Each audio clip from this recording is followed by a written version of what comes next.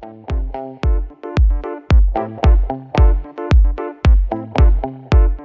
you're listening to Abstract AF. I'm Sneha Jaswal, and joining me in this episode is fellow film enthusiast and journalist Manish Rathore, and we're going to be reviewing Cobalt Blue.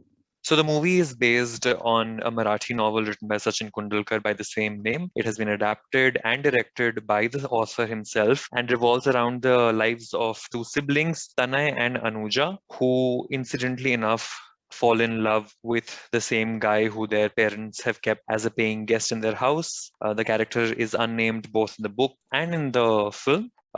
Midway through the movie, we get to realize that the secret is out, and the brother realizes that the sister too has been in love with this paying guest. And what happens next is what forms the rest of the film. So the movie is done pretty well. I think it's a really nice cast, except that the actors playing the siblings seem to be the weakest link, right? Nile Mehendale and Anjali Shivaraman. Shivraman, yeah, they seem to be very, not very, I would say, but like pretty juvenile in their delivery of dialogues. So it just feels like they have rehearsed their lines which they are uttering. And that becomes a bit of a pinching element because some of the really potent dialogues are just mugged up and, you know, spewed Feel out. like they're in So a it does school not play, right? It feels like they're in yeah, a so school it play. does. Yeah, so it loses a lot of the really poignant moments which were there otherwise in the book. So I feel that the movie fails to capture the essence of the book somehow. One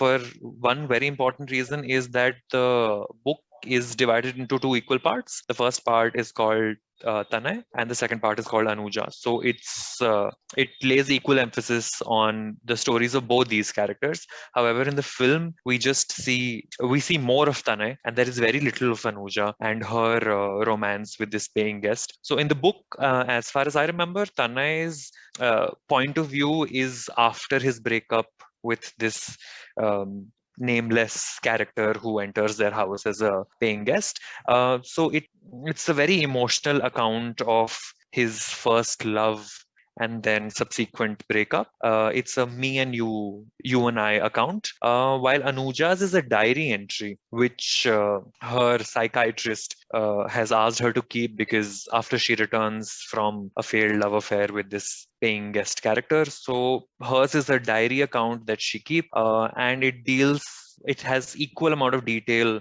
as compared to Tanay's, which was missing in the Missing from film. the film, yeah. So, and I think that's what makes it such a jarring experience towards the end. It's a beautiful film. You have some really nice colors. It's Kerala. These guys speak Malayalam with the locals, and at home they speak a mix of Marathi, Hindi. So, that's what is the biggest problem with the film, right? You don't get the sister's side of the tale at all. How does it differ? Even the little bit that we do get in the film where she just comes back, she's lost, and she asks her brother, where is this guy? How does that differ in the book? So, number one is that there was a very detailed account of Anuja's love story with this paying guest. So, it her diary entries start from the beginning about how they started seeing each other, about how she bumped into him at one of these environment co-op meetings that she was holding, and then they start off with a banter, but then they gradually become friends, and then they start meeting outside, and he helps her broaden her horizons about a whole lot of things. He's not from the same background probably as her family, so he's a little liberal in his mindset and his view of what women should be like, which is in some parts showcased. I remember there's this scene with Anuja and the father where she says that he didn't mind hair on my body on any part, and Yeah. then the father goes on to slap her. But that is all done in much more detail. So you see why there is a reason of her falling for and then subsequently running away with this guy, which is kind of a drastic decision anyway. In the movie it just feels rushed because we know that she is a bit of a rebel and that she plays hockey, is not the conventional girl next door, but her character is not very well fleshed out. So I think there the movie lack I mean, all of this background about her life and character could have been given had they put a little less emphasis on these romantic outings that Tanay and this paying guest have,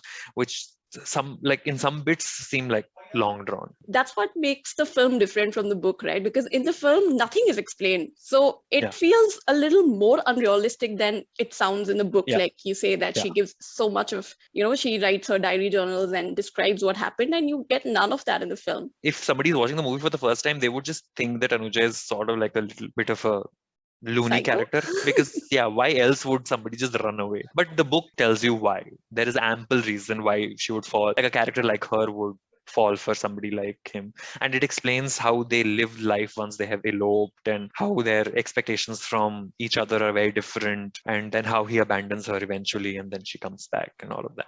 So, as somebody who has read the book, do you think people who've read the book would still enjoy the film or be left a little disappointed, like viewers who haven't read the book? I Did was you feel that disappointment? I That did feel that disappointment, definitely. I mean, I the way the Tannai's half of the bit is done in the film is really nice. yeah. It's very pleasing to the eyes. The colors, the tropes, the cinematography, light and shade effect is done very, very well. It's very aesthetic. So 100 points for that. But I mean, since I knew the story, I was like, Yeah. maybe these are just ways of making a short and crisp film, because having two storylines would probably have made it longer or whatever. Any other differences that hit your mind as somebody who's read the book with the parents' characters or any other characters that are shown in the film or didn't make it to the book? Not a difference, but actually a similarity was that the space of the home was explored very well, both in the film and in the book. I don't remember, however, reading about the character of the professor. I am not sure. I don't think it was there um, in the book. So that could possibly have been a deviation. So I guess overall it's a pretty great film. It does a It's a decent job decent of attempt. Yeah, representing the absolutely. LGBTQ community. Yeah. I don't know why Netflix delayed the release so much. I remember both of us saying, "Oh, we want to watch the I know it was film." supposed to come in January, right? Yeah. Yeah, So true. yeah, I guess that's all the differences that there are between the book and the movie. Thank you, Uh, Manish, for joining me in this episode. anytime, anytime. It was a pleasure. All right, that's all for this episode. Talk to you in the next one.